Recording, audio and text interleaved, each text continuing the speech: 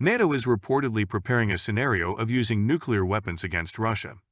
This happened after the two of them experienced crucial tensions after Moscow's attack on Ukraine.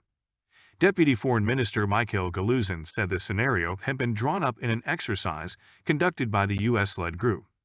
They are also said to have agreed on a joint nuclear mission.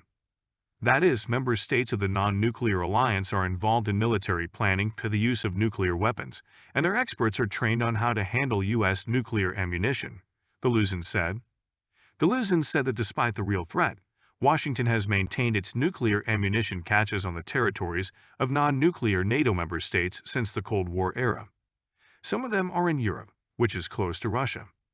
The Russian side has repeatedly emphasized that this situation negatively affects the situation in the field of international and European security, the diplomat continued.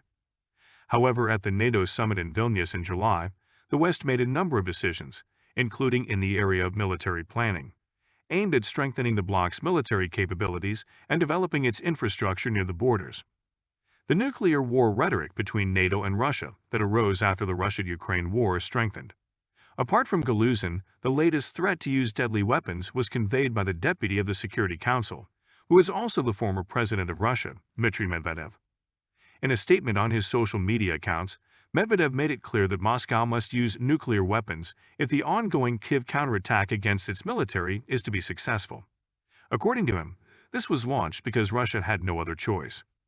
Imagine if the offensive, supported by NATO, is successful and they tear off part of our land, then we will be forced to use nuclear weapons as per the decree of the Russian president, he said. Medvedev himself has repeatedly revealed plans regarding the use of Russian nuclear weapons.